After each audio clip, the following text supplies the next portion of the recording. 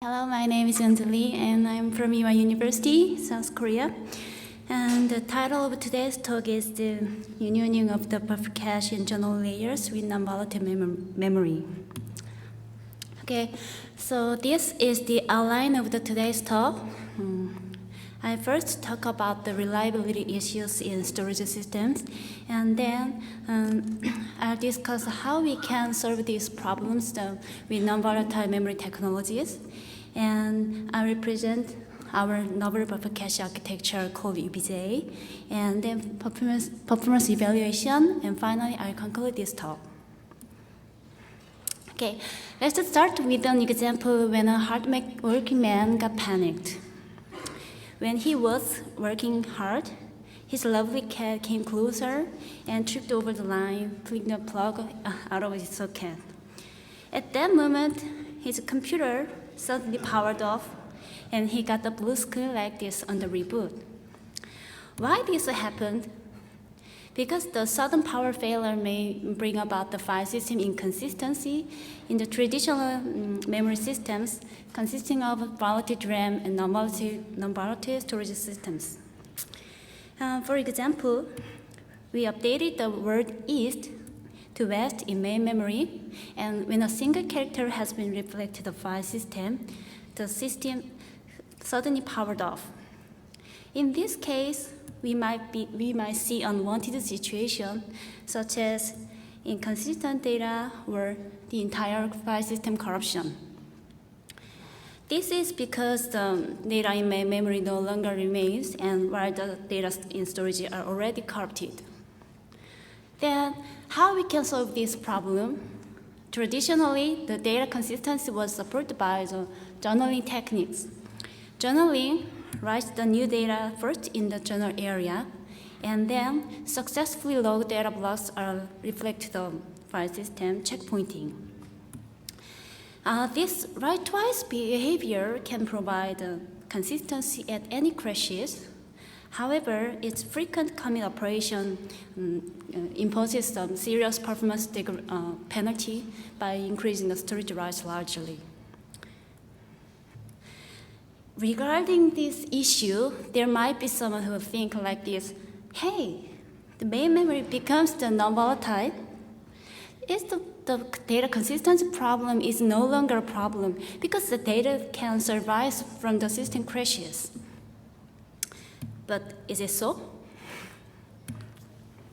Actually, this assumption is worthy of thinking because recently non-volatile memory technologies promise to replace DRAM and main memory. This prospect bases on some limitations of DRAM, such as like a scaling limit and its large power consumption, and the ever-growing fast demand for the fast memory accesses is another motivation for that. So, actually, non-volatile memory technologies, especially PRAM and STT-MRAM, they are expected to be reserved the aforementioned limitations of DRAM because they are very scalable and low-powered and optimistically provide higher performance than DRAM. So, moving back to the question, if the main memory is non-volatile, the data consistency problem can be resolved completely. Seemingly, yes, it is. Because even though the file system crashed during update of the file system, we can restore the consistency of file system by making use of remaining data in main memory on the reboot. However, the inconsistency problem still exists with the non-volatile memory.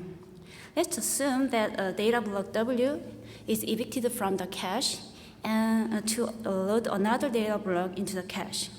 And then the system crashes during overriding data in cache like this. In this case, neither data in main memory and nor data in storage is consistent. So regardless of which data are used on the reboot, we cannot avoid inconsistent file system. So to summarize, the just drop-in replacement of non-volatile memory does not suffice for guaranteeing the high reliability of file systems.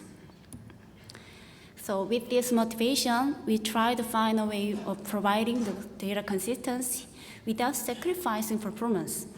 So we designed a novel buffer cache architecture called UBJ, which is short for unioning buffer cache and journaling layers.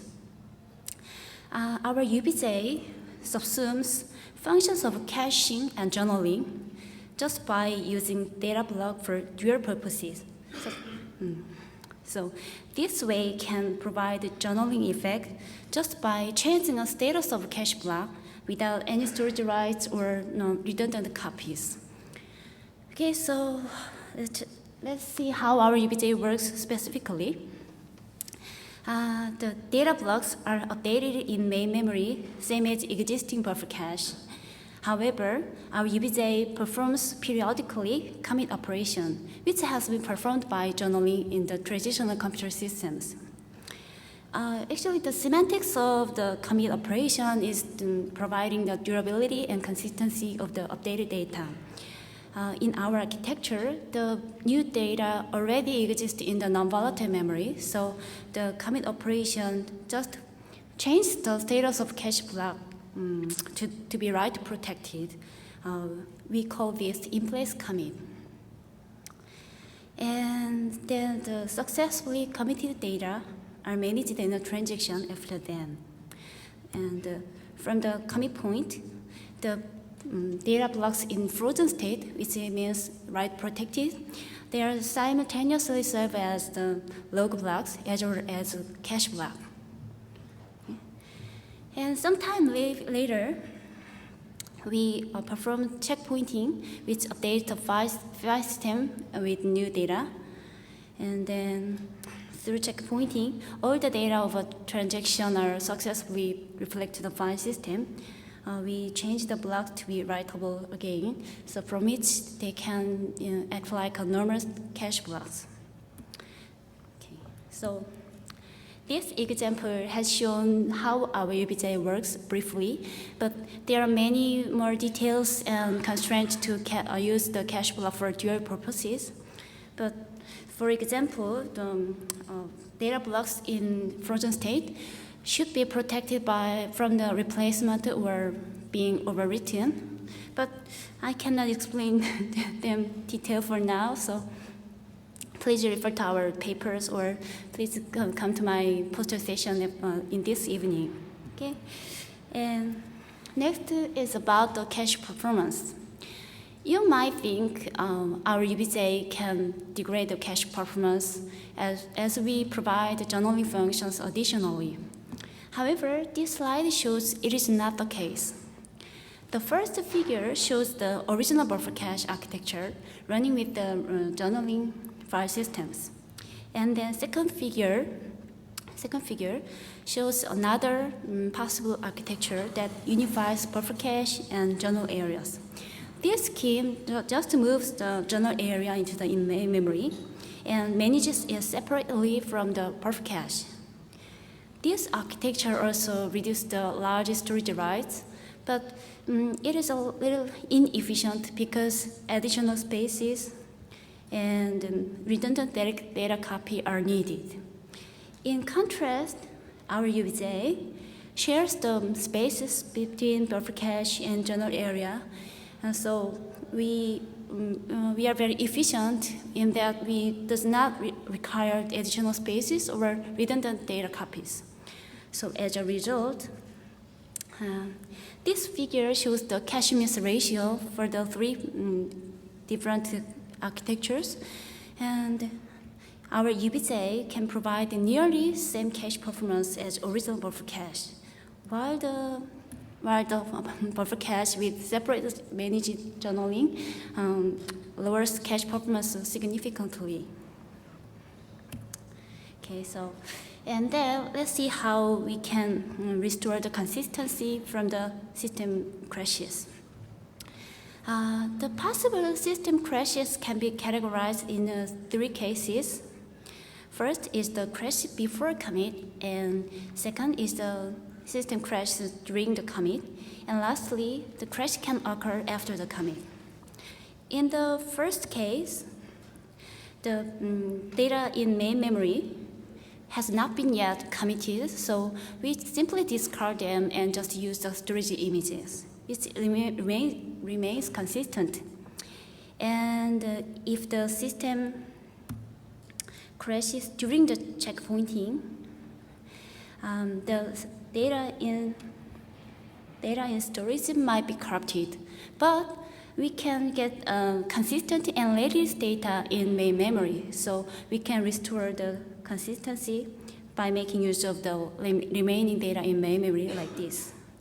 And then lastly, if the system crashes during the commit, that means not all the data of a transaction are committed, so it means the remaining data in memory can be possibly corrupted. So in this case also, we do not reflect them to the storage. We just use the storage data instead. Okay.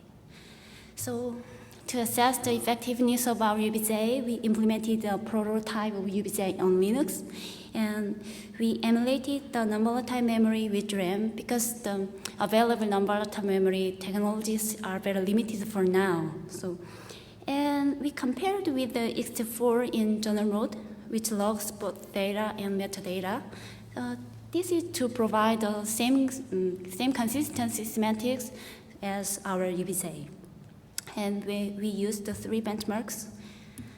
Okay, so the experimental result with refinements shows that our UBJ performs better than ext4 for all workload.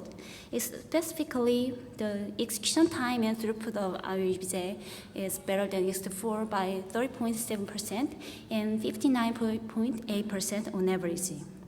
And in case of IO zone, UBJ improves the performance by 110% on average and up to by 240%.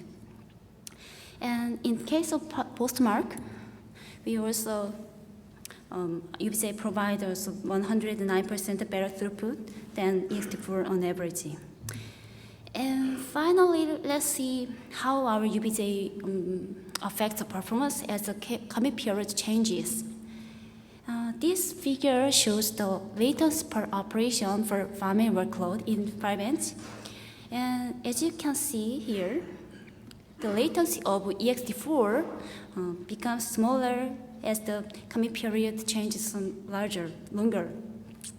This is because the storage writes becomes less frequent. However, this of course increases the window vulnerability of ext4. However, the latency of UBJ is not sensitive to the commit period changes. This is because the commit overhead is very small in UBJ.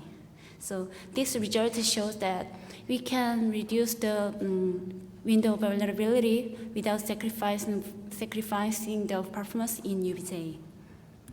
Okay, so this conclusion, I proposed the number of cache architecture for non-volatile memory, which is called UBJ. Our UBJ subsumes the functions of caching and journaling just by just changing a status of a cache block with in-place commit operation. The in-place commit operation is just to freezes the cache blocks to write protected, so they can be used log blocks simultaneously. And implementation of our UBJ on Linux shows that we can improve file I/O performance by a large margin without the performance degradation. Okay, thank you, and any questions?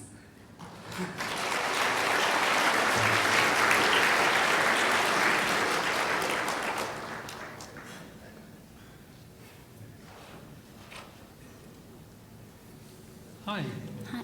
I like your talk. Thank you. I'm Rick Spillane from Apple. I had a question about your configuration for your cache experiment.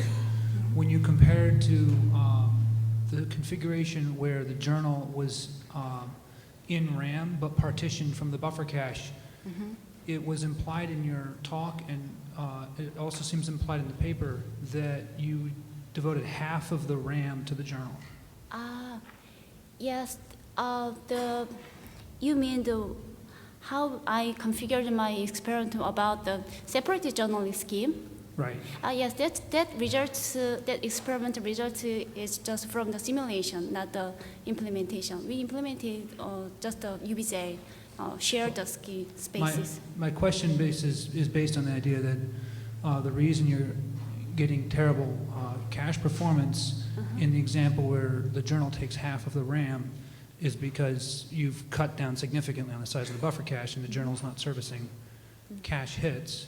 But isn't the journal in a file system typically something less than 100 megabytes, and RAM is typically much, much larger than that? Yes, it can. It is also a good point, but our experiments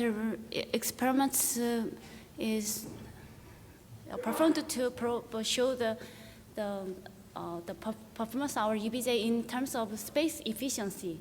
So if we have managed the journal area separately, it's obvious to need additional spaces. So regardless of the memory spaces, small or larger, it gives an inefficiency in terms of space. Thank you. Yeah. Yu Lu from Tsinghua University, China. I have a question about the protection penalty of the buffer cache. If the data is updated in buffer cache, it is locked and protected before the checkpoint. But if we update the same data before the checkpoint, is the buffer cache released for the new update, or it is protected for until the checkpoint finish? So I can maybe your question is about the reclaiming the data blocks after the checkpointing? Overwriting a block that's frozen. No. When the commit operation started, our UBJ do not allow to be updated on the frozen state frozen data blocks, and then after the commit, actually it's of course we can receive the right operation on them frozen data blocks. So we handle that operations in copyright mechanism. So we protect the frozen data in not to overwritten by another right operations. Okay, is there any results for the performance penalty? Yes, it should be, but the commit operations periodically performs just 5 seconds in, so it can give some kind of a cache performance degradation, has some penalty, but it's not large as like some kind of storage rights or some kind of that. Are there any results published in the paper? Yes, no, not obviously. Okay. Yeah. Okay, thanks. Yeah, thank you. Speaker?